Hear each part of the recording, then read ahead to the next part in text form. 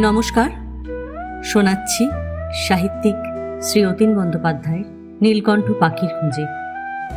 আজ উপন্যাসের পঞ্চবিংশ পর্ব। আজ দণ্ডি বিসর্জনের দিন। খুব সকালে উঠে সোনা, লালটু, পল্টু আহ্নিক করল। সূর্যোদয়ের আগে ওদের আজ নদীর পাড়ে হাজির হতে হবে। আহ্নিক শেষে ওরা এসে উঠোনে দাঁড়ালো। তরমুজ ক্ষেত পার হলেই নদী। সেই নদীতে ওরা ডুব দিতে যাবে। নদীতে বিল্লদণ্ড, যে দণ্ড এই 3 দিন ওদের হাতে ছিল, তা আজ বিসর্জন দিতে যাবে। তারা গেরুয়া বসন ছেড়ে ফেলবে নদীর পাড়ে, ডুব দেবে জলে। ডুব দিলেই ফের তারা গৃহী হয়ে যাবে। সূর্যোদয় না হতে আজ ঠাকুরবাড়ির সবাই নদীর পাড়ে নেমে যাবে। সোনাবাবুদের আজ দণ্ডি বিসর্জনের দিন। সেদিনে কি কি হয় সব জানে শামসুদ্দিনের মা। রাতে যখন ফতিমাকে পাশে নিয়ে শুয়েছিল তখন গল্প করেছে। খুব ভোরে উঠে বাবুরা যাবে নদীতে ডুব দিতে। যা কিছু বসন ভূষণ সন্ন্যাসীর সব ছেড়ে ফেলবে, ছেড়ে সব নদীর জলে ভাসিয়ে দেবে। ফতিমা ভোর রাতের দিকে একটা স্বপ্ন দেখল। রাজপুরীর পাশে এক বন, বনে এক রাজপুত্র জন্ম নিচ্ছে। বৈশাখী পূর্ণিমা, এক মহামানবের জন্ম হচ্ছে। তারপরই সে স্বপ্ন দেখল কিছু জরাগ্রস্ত মানুষ হেঁটে যাচ্ছে শহরের ওপর দিয়ে। কারা যেন হাজার হাজার মৃতদেহ ফেলে ঊর্ধ্বশ্বাসে ছুটছে এবং এক পাগল মানুষ সবাইকে ঘরে ফিরতে বলছেন। পাগল মানুষের সঙ্গে সেও সবাইকে ঘরে ফিরতে বলছে, কিন্তু কেউ ফিরছে না। এমনকি সোনাবাবু ওর প্রিয় জ্যাঠামশাইকে ফেলে পালাচ্ছে। ঘুম ভেঙে গেল ফতিমার। সে উঠে বসল। স্বপ্নটার সঙ্গে তার বইয়ের পড়া একটা ইতিহাসের দৃশ্য কিছু কিছু মিলে যাচ্ছে। সে চুপচাপ বসে থাকলো কিছুক্ষণ। তারপরই সহসা মনে হলো খুব সকালে সূর্যোদয়ের আগে, এমনকি মনে হয় যখন কেউ ঘুম থেকে জাগবে না তখন ওরা নদীতে যাবে। ফতিমা বাইরে এসে দাঁড়ালো। মোরগগুলি ডাকছে। সে নেমে যেতেই মোরগগুলি মাঠে শস্যদানা খেতে বের হয়ে গেল। সে চুপি চুপি পেয়ারা গাছের নিচে এসে দাঁড়ালো। মাঠ ফাঁকা, শস্যদানা কিছু আর এখন পড়ে নেই। সে দেখল সোনাবাবুর ন্যাড়া মাথা, হাতে বিল্লদণ্ড, গায়ে গৈরিক বসন। সেই মহামানবের মতো মুখ চোখ সব যেন খুব বড় হয়ে গেছে, লম্বা হয়ে গেছে সোনাবাবু।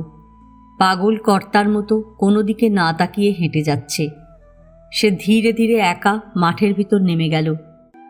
একটা মিছিল যাচ্ছে মানুষের, সবার আগে পাগল মানুষ, পরে সোনা, লালটু, পল্টু, পিছনে আশ্বিনের কুকুর এবং চন্দ্রনাথ।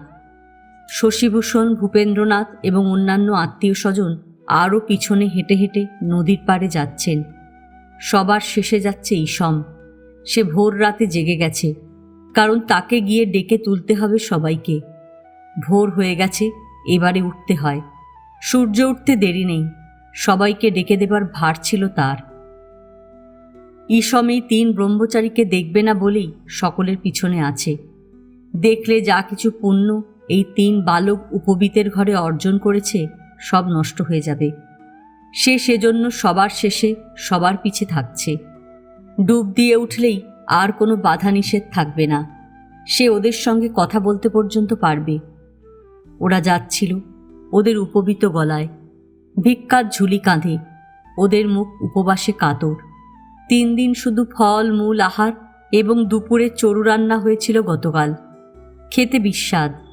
আজ পুকুরে জাল ফেলবেন চন্দ্রনাথ, এবং বড় মাছ, পাবদা, কই অথবা রুই মাছের ঝালঝোল। এই নদীর জলে নেমে গেলে সেই এক খাদ্যবস্তু মনোরম গন্ধ বয়ে আনে। চন্দ্রনাথ ওরা নদীতে ডুব দিয়ে উঠলেই পুকুরে গিয়ে জাল ফেলবেন। সোনা ধীরে ধীরে জলে নেমে গেল। পাশাপাশি দাঁড়ালো 3 জন। পূবের আকাশ গাঢ় লাল, ঠান্ডা কনকনে শীত। মনে হচ্ছিল সমস্ত শরীর এই হিম ঠান্ডায় বরফ হয়ে যাচ্ছে। তবুও ওরা দাঁড়ালো, মন্ত্রপাঠ করল। প্রথমে উত্তরীয় ফেলে দিল জলে, তারপর বিল্লদণ্ড জলের নিচে গুঁজে দিল। সেই দণ্ডি বিসর্জন দিয়ে আবার মন্ত্রপাঠ করল ওরা। এবার পরনে যে বাসটুকু ছিল তাও জলে ভাসিয়ে দিল। ওরা এবার সূর্য প্রণাম সেরে উঠে আসার সময় দেখল ইসম দাঁড়িয়ে আছে তরমুজ খেতে। ফতিমা ইসমের পাশে দাঁড়িয়ে বাবুর দণ্ডি বিসর্জন দেখছে। তখন পাগল মানুষ নদী সাঁতরে ওপারে চলে যাচ্ছেন। এভাবেই ফতিমা দাঁড়িয়ে থাকে। বড় জ্যাঠামশাই নদী পার হয়ে যান। ফতিমা কি যেন বলতে চায় তাকে। মেলাতে যাবার সময় কি একটা কথা বলেছিল, যার অর্থ শোনা বোঝেনি। মেলাতে ওরা একসঙ্গে পুতুল নাচ দেখেছিল একবার, রাবণের সীতাহরণ। এভাবেই বর্ষা আসার আগে পাট গাছগুলি ক্রমে বড় হতে থাকে। শীতের ছুটিতে এসে দেখে গেছে ফতিমা ফসলবিহীন মাঠ, আর গ্রীষ্মের ছুটিতে এসে দেখতে পায় ফতিমা পাট গাছগুলি বড় হয়ে গেছে মাঠে। পাট গাছ বড় হলেই সে চুপি চুপি অতি সহজে এই গাঁয়ে উঠে আসতে পারে। কেউ দেখতে পায় না। শহরের এক মেয়ে প্রায় চুপি চুপি অর্জুন গাছটার নিচে এসে বসে আছে। বাবুর জন্যে সে ঢাকা থেকে নানান রকম জলছবি নিয়ে আসে, কখনো রাজা রানীর, কখনো প্রজাপতির। সে বাঘ হরিণের ছবি আনে না। রাবণের সীতাহরণের ছবি আনতেও সে ভয় পায়। এভাবেই এদেশে নিদারুণ গ্রীষ্মের পর বর্ষা আসে। থেকে থেকে এ অঞ্চলে ঝড় হতে থাকে, বৃষ্টি হতে থাকে। আবার কি রোদ! রোদের উত্তাপে শস্যের চারা সব জ্বলতে থাকে। ইসমের শরীর ভালো ছিল না বলে মাঠে যায়নি। সে কয়েদবেল গাছটার নিচে দাঁড়িয়েছিল। সোনা পাশে দাঁড়িয়ে আছে। ওরা দাঁড়িয়ে দাঁড়িয়ে সবুজ মাঠ দেখছে। মাঠে মাঠে কত কামলা। ওরা রোদের ভিতরে মাথলা মাথায় জমিতে নিড়ি দিচ্ছে এবং গান গাইছে। সোনা এবং ইসম বুঝি সেই গান শুনছিল। বেশ জারি জারি সারি সারি গান, গমকে গমকে আকাশে বাতাসে বাজছে। ইসম গাছের ছায়া দেখে এখন বেলা কত বলতে পারে। এই বেলায় বেলায় জমিতে যারা নিড়ি দিচ্ছে, বেলা বেলি শেষ করতে পারবে কিনা, পারলে আকাশের যা অবস্থা, ঈশান কোণের একটা বড় মেঘ দেখে টের পায় ইসম ঝড় উঠবে এক্ষুনি। তাড়াতাড়ি মাঠে যা কিছু আছে, যেমন গাই বাছুর ঘাস পাতা, সব নিয়ে আসতে হবে। ইসম পাশের জামরুল গাছটার দিকে তাকালো। গাছের ডাল, বড় বড় পাতা সব জামরুলে ঢেকে গেছে। সাদা সাদা ফল, কি মনোরম দেখতে, যেন সারা অঙ্গে লাবণ্য। ঝড় উঠলেই সব ঝুরঝুর করে পড়বে। মনে হবে কেউ যেন শুভ কাজে গাছের নিচে বড় বড় খই বিছিয়ে গেছে। ওর এই গাছ এবং ফলের জন্য মায়া হবে তখন। তখন কালো রঙের মেঘটা আকাশে ছড়িয়ে পড়ছে, কেমন ঘুরে ঘুরে, অথবা আসলে নিজেই একটা মেঘের সমুদ্র তৈরি করে ফেলেছে। ঘুরে ঘুরে প্রচণ্ড ঢেউ তুলে মেঘগুলি ক্রমে কালো রং হয়ে যাচ্ছে। আকাশের অবস্থা বড় খারাপ। ইসম বলল, চলেন কর্তা, বাড়ি যাই। কোথাও বজ্রপাতের শব্দ। দুটো একটা পাতা বাতাসে মাথার উপর দিয়ে উড়ে উড়ে গেল। দু এক ফোঁটা বৃষ্টি পড়ল শরীরে। দারুণ যে গ্রীষ্ম গেছে, এই বৃষ্টি অথবা ঝড়ে তা ঠান্ডা হবে। সোনার এই বৃষ্টিতে বড় ভিজতে ইচ্ছে হচ্ছে। জমিতে যারা পাট ধান নিড়ি দিচ্ছে, জমি থেকে তারা এখনো উঠছে না। তারা বৃষ্টির ঢলে জমি কাদা না হলে উঠবে না। ওরা প্রাণপণ কাজ করছে এবং উতরোলে গাইছে জারি জারি সারি সারি গান, যেন ঝড় অথবা বৃষ্টির সঙ্গে পাল্লা দিয়ে সমস্বরে গেয়ে চলেছে। এই শেষ সময়, আর ওরা এসে জমিতে বসতে পারবে না। নদী নালা পুকুর সব জলে ভরে আছে। বড় ঢল নামলেই নদী নালা উপচে জল জমিতে উঠে আসবে। তারপরই জোয়ারের জলে সরপুঁটি বোয়াল মাছ। কাজকাম তখন কম। সারাদিন বৃষ্টি, বৃষ্টিতে মাছ মারো খাও। সারা মাঠে মাথলা মাথায় মানুষ। জমিতে জমিতে জোয়ারের জল, কোথাও হাঁটু জল, কোথাও পায়ের পাতা ডোবে না। সারাদিন সারা রাত বৃষ্টি। মাঠে মাঠে মানুষ, মাথলা মাথায় কোচ পলো হাতে মানুষ। ওরা সকাল সন্ধ্যা কেবল মাছ মারবে। লণ্ঠন হাতে, কেউ পলো হাতে ঝুপঝাপ জল ভেঙে বড় মাঠে নেমে যাবে অন্ধকারে। অন্ধকারে মাছেরা মানুষকে এদেশে ভয় পায় না। সুতরাং এই যে সব ঘাস এতক্ষণ রোদে পুড়ে যাচ্ছিল, মনে হচ্ছিল দাবদাহে পৃথিবীর শেষ রসটুকু বুঝি বিধাতা শুষে নেবেন। তখন আকাশে আকাশে মেঘের খেলা, জলে আবার দেশ ভরে যাবে। ওরা দুজন তখনও ফোঁটা ফোঁটা বৃষ্টির ভিতর গান শুনছিল। কত ঘাস এবং প্রজাপতি এই মাঠে। পঙ্গু বিবির কথা মনে পড়েছে ইসমের। আগামী হেমন্তে অথবা শীতে বুঝি তার বিবিটা মরে যাবে। ক্রমে বিবি বিছানার সঙ্গে মিশে যাচ্ছে। এত কাজ এই সংসারে, সময় করে দুবারের বেশি যে যাবে তা পর্যন্ত পারে না। মনে হয় কেবল কিছু না কিছু কাজ বাকি থেকে গেল। ঝুপঝুপ করে এবার ঢল আরম্ভ হলো। ঘাস পাতা সব ভিজে যাচ্ছে, জল পড়ছে টুপটাপ। সোনা, ইসম, পাগল জ্যাঠামশাই সবাই দক্ষিণের ঘরে জানলাতে বসে আছে, বৃষ্টির শব্দ শুনছে। ঘাস পাতা কেমন বর্ষার জলে ভিজে ভিজে নাচছে। কোথাও একটা গরু ডাকছে, হাম্বা। বোধহয় ওর বাছুরটা এখনো মাঠে বৃষ্টিতে ভিজছে। টিনের চালে বৃষ্টি পড়ছিল ঝুমঝুম। সোনা দুটো হাত দোকানে চেপে রাখছে, সহসা হাত দুটো আবার আলগা করে দিচ্ছে। দিলেই বিচিত্র এক শব্দ। কান থেকে হাত আলগা করে দিলেই বৃষ্টির ক্রমান্বয়ে অন্বেষণের মতো এই শব্দ। বারবার কান চেপে হাত মৃদু আলগা করে ওর এক ধরনের কানের ভিতর ঝমঝম খেলা। বেশ মজা পেয়ে যাচ্ছে সে এমন একটা মজার খবর জ্যাঠামশাইকে দেবার জন্য ইজি চেয়ারের পাশে গিয়ে দাঁড়ালো। জ্যাঠামশাই ইজি চেয়ারে লম্বা হয়ে শুয়ে আছেন, হাত কচলে কবিতা আবৃত্তি করছেন, সমস্বরে সেই গানের মতো।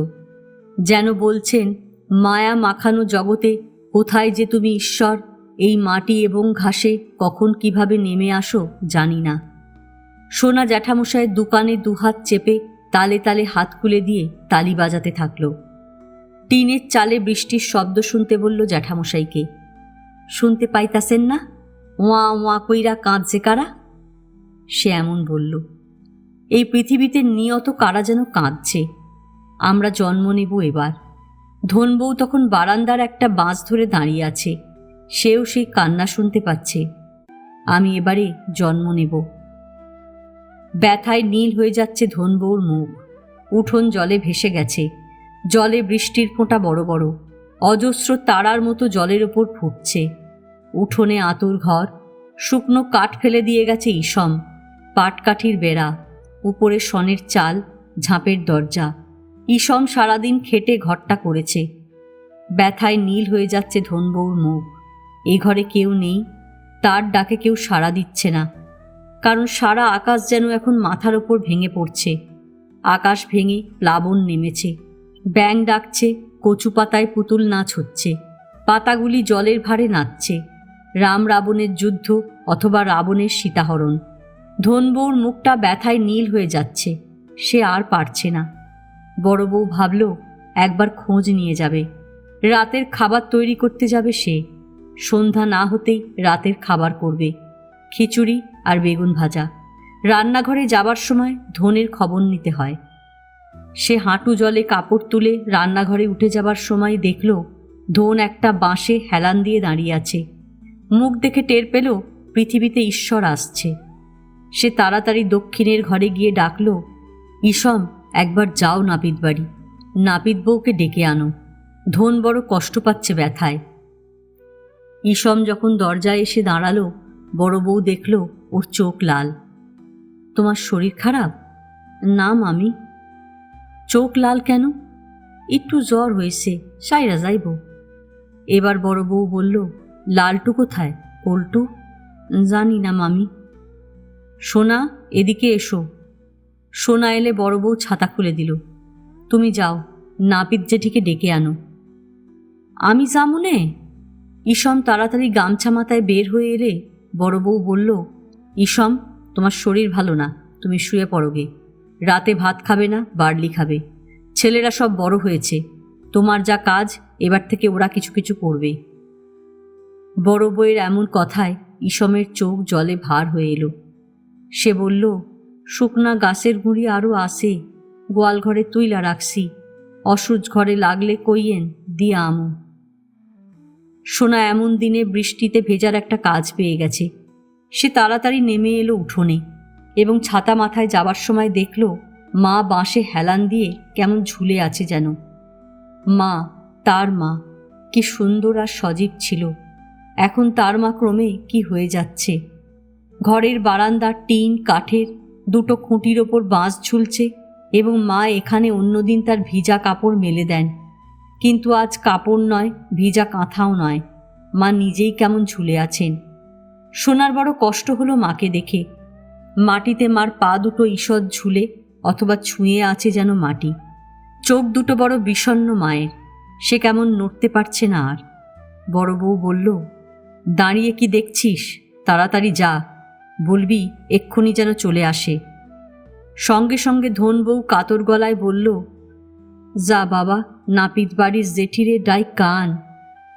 লালটু কই গেছে, অরে তখন থাইক্কা দেখতাসি না। মার ভীষণ কষ্ট হচ্ছে কথা বলতে। সে আর দাঁড়িয়ে থাকলো না। সে এক দৌড়ে যাবে, এক দৌড়ে ফিরে আসবে।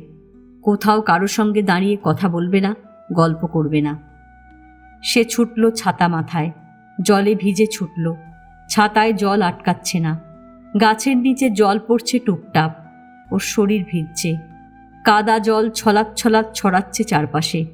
সে মার কষ্টের মুখটা ভাবছে আর ছুটছে। পাল বাড়ির বাঁশবাগান অতিক্রম করে সে মাঝি বাড়িতে উঠে গেল। নাপিত বাড়ির জেঠি এখানে কি একটা কাজে এসেছে। সে ডাকল জেঠিকে, জেঠি তুমি লও যাই, মায় কেমন করতাছে। মাঝি বাড়ির ছোট বউর দাঁতগুলো ভোঁতা। কী সব বলছে মার সম্পর্কে। ওর এসব শুনতে ভালো লাগছে না। বউটার দাঁত কালো। মার বয়সী কি তারও বড়, মনে হয় জেঠিমার বয়সী। কালো কুচকুচে দাঁত, কালসুটি কালপাহাড়ের মা। সোনা এবার উঁকি দিল ঘরে। কালপাহাড় ঘরে নেই। কালপাহাড় নিশ্চয়ই জোয়ার জলে মাছ ধরতে গেছে। এমন বর্ষার দিনে সে মাঠে নেমে যেতে পারল না। জোয়ারের জলে সে সরপুঁটি পীরের বোয়াল ধরতে পারল না। ওর ভিতরে কষ্ট। বর্দা মেজদা হয়তো পালিয়ে চলে গেছে মাছ ধরতে।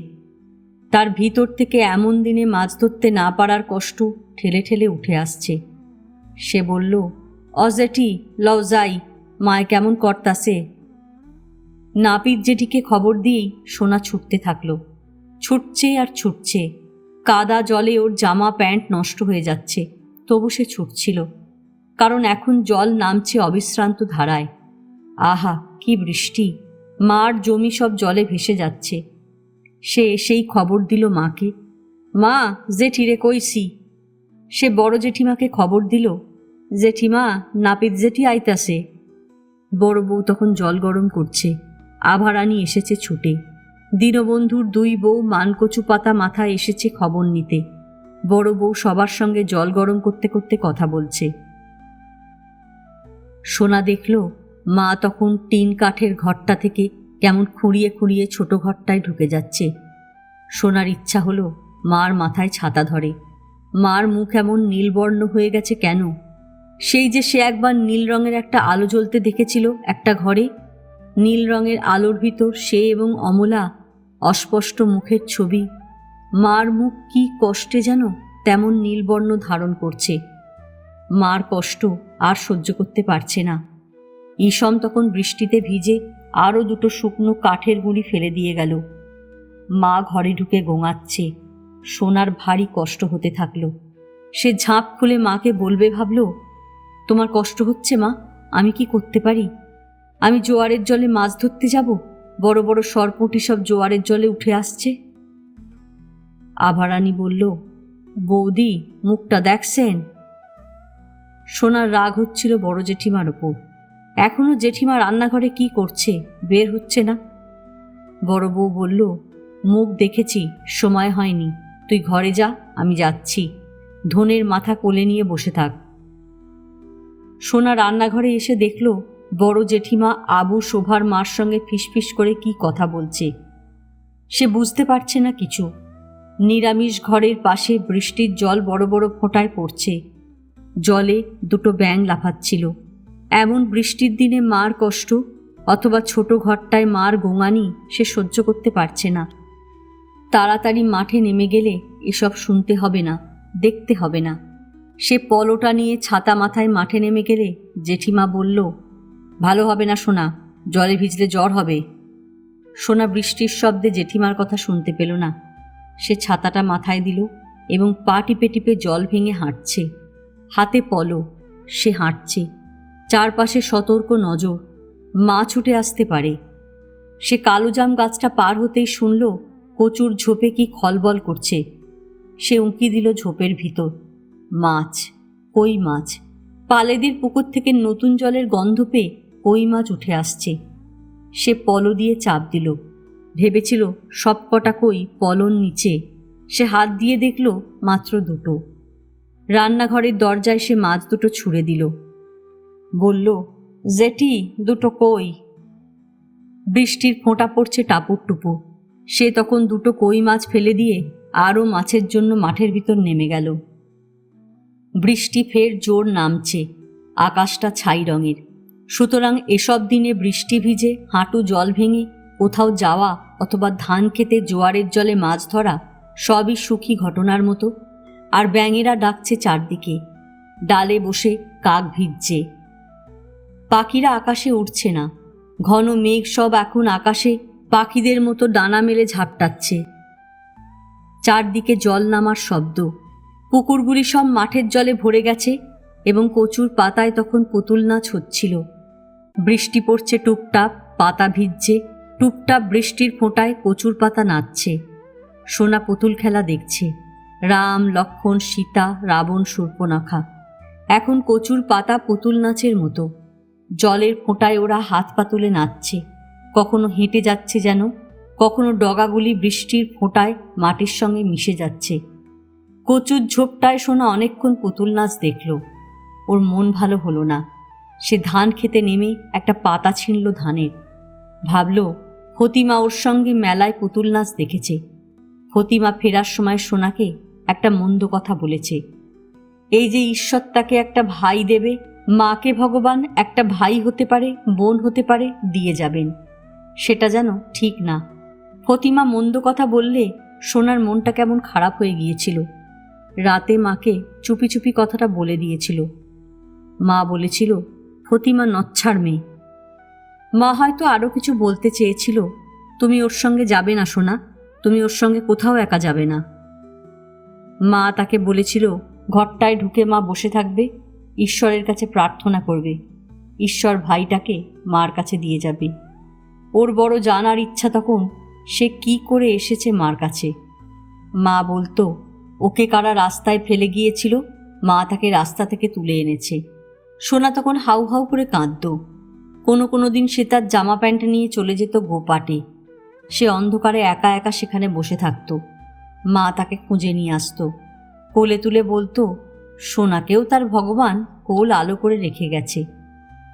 এখন সোনার জানার বড় ইচ্ছা, মা এই যে আজ ছোট্ট একটা ঘরে ঢুকে গেল, কাঠের শুকনো সব গুঁড়িতে আগুন জ্বালানো হবে, ধূপ ফেলে মা আগুন জেলে আরাধনা করবে, সেই এক ছোট ঘর থেকে মা তাকে নিয়ে তেমনি বের হয়েছিল কিনা।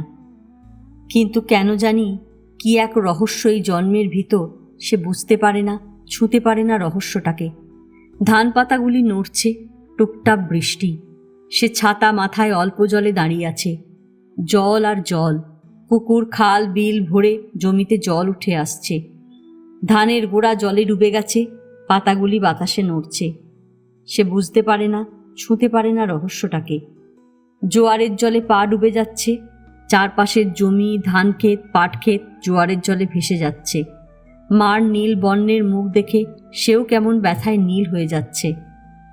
আর তখনই সে দেখল, একটু দূরে ধান গাছগুলি তিরিং করে সরল রেখায় ছুটে যাচ্ছে। আবার দূর থেকে তিরিং তিরিং করে ধান গাছগুলি বৃত্ত সৃষ্টি করে ক্রমাগত এক জায়গায় এসে দাঁড়াচ্ছে। খেলাটা বড় মজার। গাছগুলি প্রাণ পেয়ে যাচ্ছে, কখনো সরল রেখায়, কখনো ছোট ত্রিভুজের মতো কোণ সৃষ্টি করে গাছগুলি ছুটে বেড়াচ্ছে। গাছের পাতা বৃষ্টির ফোঁটায় নড়ছে না। জলের নিচে মাছ ছুটে আসছে, ক্ষেতের ভিতর ঘুরছে। একটা দুটো নয়, অনেক কটা মাছ। জোয়ারের জলে তার পায়ের পাতা ডুবে গেছে কখন, হাঁটুর নিচে জল উঠে এসেছে। গাছের গোড়ায় জোয়ারের সঙ্গে খেলা করছে বলে ধান গাছগুলি এখন তিরিং তিরিং করে ছুটে বেড়াচ্ছে। সে এবার সন্তর্পণে ডাহুকের মতো পা বাড়ালো, কারণ জলে বেশি শব্দ করতে নেই। বৃষ্টির শব্দ, ব্যাঙের শব্দ, ঝিঁঝি পোকার শব্দকে ডিঙিয়ে জলে তার পায়ের শব্দ কিছুতেই বেশি হবে না। মাটি জল শুষে নিচ্ছে বলে ফুর ফুর এক শব্দ জলের ওপর অজস্র ফুট করে ভেসে উঠে যাচ্ছে, ভেঙে যাচ্ছে, ভেসে যাচ্ছে। এত সব শব্দের ভিতরও শোনা সন্তর্পণে পা সুচলো করে একটা ডাহুকের মতো শিকারের আশায় এগোতে থাকলো। সে মাছগুলির পিছনে হেঁটে হেঁটে অনেক দূর চলে এসেছে। আর দুটো জমি পার হলেই ফতিমাদের পুকুর, মোত্রা ঘাসের জঙ্গল।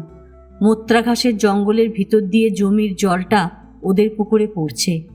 মোত্রা ঘাসের ভেতর ঢুকে ফতিমা নিশ্চয়ই মাগুর মাছ ধরার জন্য বড়শি ফেলেছে। সামনের জমি উঁচু, জল কম, মাছগুলি এখনো গাছের গোড়ায় নড়ছে। কম জলে উজানে উঠে যাচ্ছে মাছ। সে মোত্রা ঘাস অতিক্রম করে যেখানে ফতিমার মাছ ধরার কথা সেখানে গিয়ে বসে থাকবে কিনা ভাবল। কারণ সে বুঝতে পারছে না এই যে চারপাশে সব ধান গাছ দ্রুত ছুটে বেড়াচ্ছে, তার নিচে কী সব মাছ আছে। মাছ হতে পারে, আবার সাপও হতে পারে। জলের নিচে মাছ না সাপ সে ঠিক বুঝতে পারছে না। তখন একটা শোল মাছ কিছুতেই ধান ক্ষেতের আল পার হতে পারছিল না। আলে এসে মাছটা আটকা পড়েছে এবং বাধা পেয়ে মাছটা জলে লাফ দিতেই দেখল সোনা ছাতা মাথায় পলো হাতে দাঁড়িয়ে আছে। মাঠময় জোয়ারের জল, সবাই জোয়ারের জলে মাছ ধরার জন্য কোচ পলো নিয়ে হাঁটছে। সোনা জলে দাঁড়িয়ে কি ভাবছে। মাছটা ভয়ে ভয়ে লেজ নেড়ে সহসা মোত্রা ঘাসের জঙ্গলে অদৃশ্য হয়ে গেল। মাছটাকে এত সামনে পেয়েও সোনা ছুটে গেল না। সে জানত মাছটার সঙ্গে সে ছুটে পারবে না। ধীরে ধীরে খুব সন্তর্পণে আবার ডাহুকের মতো সে ধান খেতে হাঁটতে থাকলো। যদি কোথাও বোয়ালের পিঠ চোখে পড়ে, অথবা সোনার ইচ্ছা এখন বৃষ্টি আরও ঘন হোক এবং পাট খেতে ঘন অন্ধকার নামুক। আকাশ চেয়ে মেঘ তারকা রাক্ষসীর মতো ছুটে বেড়াচ্ছে এবং ভয়ঙ্কর বজ্রপাতের শব্দ। পৃথিবী যেন ভেসে যাবে। মাছেরা নিরাপদে জলের ভিতর খেলে বেড়াচ্ছে তখন। সোনাও খুব নিরাপদে ফতিমার পাশে চুপি চুপি দুজনের ছাতা মাথায় মাছ ধরার নামে পাশাপাশি বসে থাকবে। একসঙ্গে বসে জল নামার শব্দ শুনবে। কোথাও তীক্ষ্ণ বিদ্যুৎ চমকালে সে আর ফতিমা পরস্পরকে জড়িয়ে ধরবে। তারপর একটা ছোট্ট কথা বলে ফতিমার মুখ দেখবে। মুখের রেখায় কী রং ফুটে ওঠে দেখবে। যদি রংটা জানপাড় আম গাছের সিঁদুরে আমের মতো হয়, যদি পাতার মতো রং ধরে, যদি ফতিমা রাগ করে অথবা ওদের চাকরটাকে বলে দেয়, ছি ছি, সোনা কি সব জোয়ারের জলে দাঁড়িয়ে ভাবছে। মার মুখটা মনে পড়ল। নীলবর্ণ মুখ, ঘরের কোণে শুকনো কাঠের গুঁড়ি জ্বলছে। আগুনের চারপাশে মা জেঠিমা সকলে গোল হয়ে বসে আছে। ওরা প্রার্থনা করছে হাত তুলে। রাত হলে ঈশ্বর নেমে আসবেন পৃথিবীতে। আগুনের পাশে এক শিশুকে শুইয়ে দেবেন। সে যে কি নাম রাখবে ভাইটার? ভাই না বোন? বোন হলে ভালো হয়। আকাশে কি প্রচণ্ড মেঘের গর্জন, যেন সব দেবদূত মিলে পৃথিবী থেকে সব দুঃখ তাড়িয়ে দিচ্ছে। তারকা রাক্ষসীকে তাড়িয়ে ওরা আকাশের অন্য প্রান্তে নিয়ে যাচ্ছে। অথবা সে যেন দেখতে পেল চারপাশে আগুন, মা মাঝখানে, জেঠিমা, নাপিত, জেঠি, আবুর মা আগুনের চারপাশে নৃত্য করছে। ভয় মা বিবর্ণ হয়ে যাচ্ছে, শালুক পাতার মতো রং মুখে। মা যদি সোনার মনের ভাবটা এখন জানতে পারত। মা, সোনার মা, জগতে একটি মাত্র মা, সোনার মা। সে মা মা বলে ডেকে উঠল। বিচিত্র সব চিন্তা সোনা আজকাল করতে শিখেছে। সেই অমলা ওকে কি যে শেখালো। তারপর থেকেই সে কেমন অন্যমনস্ক হয়ে যায় মাঝে মাঝে। কি সব আজে বাজে দৃশ্য চোখের ওপর ভাসতে থাকে। আঁধার রাত, গ্রামের সব পুকুর পুকুরি এবং মেনি গাইর বাচ্চা হওয়ার আগের ঘটনা। বাচ্চা হওয়ার আগে কোনো গ্রীষ্মের দিনে গরুটা সারা মাঠে ছুটে বেড়াতো। কেউ কাছে যেতে সাহস পেত না, কাছে গেলেই লাফাতো। তারপর ইসমদা ওটাকে কত কায়দায় ধরে আনত। ইসমদা আর ওপাড়ার হরিপদ গরুটাকে নিয়ে সকালে কোথায় চলে যেত। গরুটা তখন হাম্বা করে ডাকত কেবল। হরিপদ কাঁধে দুটো বাঁশ, ইসমদা গরুটার দড়ি ধরে রাখত। আর ফিরত রাত করে। সেই ছোট কাকাকে কৌশলে কি বলতো সোনা কিছু বুঝতে পারত না। এই মেনি তখন গোয়ালে ঘন্টার পর ঘন্টা লম্বা হয়ে দাঁড়িয়ে থাকে। ঠাকুমা বারবার সাবধান করে দিতেন ইসমকে, ইসম, মেনিরে খাওয়ান দেস না, দিলে পাল থাকবো না। ঠাকুমার কথা শুনে শুনে মনে হতো গরুটা সারা মাঠ ছুটিয়ে মেরেছে সকলকে, তার শাস্তি দিচ্ছে ঠাকুমা। সোনা তখনই দেখল অনেকগুলি ধান গাছ নড়ে উঠছে। নিশ্চয়ই ধান গাছের গোড়ায় ঝলের ভিতর অনেকগুলি মাছ একসঙ্গে খেলা করছে। সোনা এবার পলোটা চেপে বসালো মাটিতে। সে পলোর উপর উঠে দাঁড়ালো। উঠতেই একেবারে সর্বনাশ। ওর চোখের তারা বড় হয়ে গেল, গোল গোল হয়ে গেল। দূরে ধান গাছের আড়ালে জলে ডাঙায় কি বড় সাদা বোয়াল। মাছটা চিত হয়ে আছে। ফোটকা মাছের পেটের মতো সাদা বোয়ালের পেট জলের ওপর ভাসছে। মাছটার সে সবটা এখন দেখতে পাচ্ছে। মাছটা খুশিতে এমন জোয়ারের জলে মেঘলা দিনের লেজ নাড়ছে। সোনা এর আগে কোনোদিন পীরের বোয়াল ধরেনি। ইসমদা চন্দদের চাকর কালাপাহাড় পীরের বোয়াল ধরেছে এবং এমন সব গল্প সোনা ইসমদার কাছ থেকে শুনেছে। সোনা পীরের বোয়াল ধরা দূরে থাকুক, দেখেনি পর্যন্ত। আজ প্রথম দেখল। দেখে বুঝতে পারল এটা মেয়ে বোয়াল, ডিমে পেট উঁচু, চিত হয়ে আছে। ওর কেন জানি সহসা মনে হলো মা ঠিক বোয়াল মাছটার মতো অসুচ ঘরে শুয়ে আছে। আগুন জ্বলছে চারপাশে। জেঠিমা ঘুরে ঘুরে নৃত্য করছে। মার নীলবর্ণ মুখ সাদা ফ্যাকাশে হয়ে যাচ্ছে। সোনার মনে হলো জলের ভিতর এত বড় মাছটাও কাতর। ব্যথায় নীলবর্ণ না হলে এত বড় মাছটা এমন কম সময় জলে উঠে আসবে কেন? আবার সেই ডাহুকের মতো সে হাঁটছে।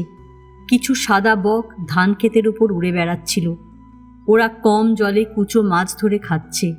সোনার ইচ্ছা হলো সাদা বকেরা যেমনি সন্তর্পণে পা বাড়ায়, জলে সে তেমনি হাঁটবে। বকগুলি গঙ্গা ফড়িং খাচ্ছে এবং ছোট ছোট পুঁটি মাছ ধরছে। ডারকিনা মাছ ধরছে। ডারকিনা পুঁটি শাড়ি পড়েছে বর্ষার জলে। লাল চেলি, তসর, গরদ, ঠিক যেন পুজো মণ্ডপে মার মতো। তখন কে বলবে এই মা তার একটা ছোট ঘরে ঢুকে আগুন জ্বেলে বসে থাকবে? কালো পাহাড় হলে এতক্ষণ কোচ পিকে দিত বোয়ালটার গায়ে এবং বোয়ালটাকে ডিম শুদ্ধ ধরে নিয়ে যেত। কিন্তু সে তা চাইল না। খেলাটা জমুক। বোয়ালের আরও কাছে গিয়ে দাঁড়াতে হবে। অন্য বোয়ালগুলি যখন ওর উঁচু পেট কামড়াতে আসবে অথবা পীর বাঁধবে সকলে মিলে, তখন সুযোগ মতো পলতে এক চাপ এবং সঙ্গে সঙ্গে ৮-১০টা বোয়াল পলন নিচে। একসঙ্গে সে এতগুলি বোয়াল নিয়ে যাবে কি করে? গাভীন বোয়ালটার কিছু দূরে দাঁড়িয়ে থাকলো সোনা। ভয় ওকে দেখে মাছটা না আবার গভীর জলে নেমে যায়। কিন্তু একটা খবর সে রাখে, গাভীন বোয়ালের ব্যথা উঠলে বেশি নড়তে পারে না। বোয়ালটার এখন নিশ্চয়ই ব্যথা উঠেছে, ডিম পাড়ার ব্যথা। মাছটার ভয়ঙ্কর কষ্ট। বৃষ্টির ফোঁটা বড় হয়ে পড়ছে না এখন, ছোট ছোট ফোঁটা। ঝোড়ো হাওয়া থেমে গেছে। করাত করাত শুধু বজ্রপাতের শব্দ। গুটি কয় অন্য বোয়াল ঘুরে বেড়াচ্ছে হয়তো মাঠে। প্রসবের এক নিমজ্জিত গন্ধ এই জলের ভিতর অন্য মাছেদের উত্তেজিত করে তুলেছে এবং ওরা মেয়ে বোয়ালটার কাছে আসবেই। না এলে পেট ফুটে ডিম বের হবে না। পুরুষ বোয়ালেরা কি ওরা মেয়ে বোয়ালও হতে পারে। জোরে জোরে এসে হুমড়ি খেয়ে পড়বে পেটে, পেট থেকে ডিম বার করে দেবে। মাছটা তাই নড়তে পারছে না, চিত হয়ে পড়ে আছে। সুতরাং সোনা একটা শ্যাওড়া গাছ হয়ে গেল। সে ছাতা মাথায় চুপচাপ ঠিক একটা ছোট্ট গাছের মতো মাঠের ভিতর মাছটাকে দেখতে থাকলো। সে নড়ল না। উলানি পোকা পা কামড়ে ফুলিয়ে দিয়েছে। সে তবু চুলকালো না। চুলকালেই নুইতে হবে, নড়তে হবে। শ্যাওড়া গাছ ইচ্ছে মতো নড়তে পারে না। সে অনেকক্ষণ নিজেকে শ্যাওড়া গাছ করে রাখল। অন্যান্য মাছেরা ডিমের গন্ধে উঠে আসুক, না আসা পর্যন্ত সে শ্যাওড়া গাছ হয়েই থাকবে। তখন কিনা একটা ছোট্ট বোয়াল ওর পা ঘেঁষে চলে যাবে। কি আশ্চর্য, মাছটা ওকে শ্যাওড়া গাছ ভেবে ফেলেছে। মাছটা গা ভাসিয়ে বড় মাছটার পেট কামড়ে ধরল। পেট থেকে ডিম বার হচ্ছে। জলে জলে ডিম ভেসে স্রোতের মুখে কাগজে নৌকার মতো ভেসে গেল। সোনা সারাক্ষণ শ্যাওড়া গাছ হয়ে কাগজের বিন্দু বিন্দু নৌকা জলের উপর ভাসতে দেখল। জীবের এই জন্ম রহস্য সোনাকে কিছুক্ষণ অভিভূত করে রাখল। গাছপালা পাখি নিয়ত তার চারপাশে বাড়ছে, বড় হচ্ছে, আবার বিনষ্ট হচ্ছে। এই সব গাছের নিচে কত মাছ হবে আবার।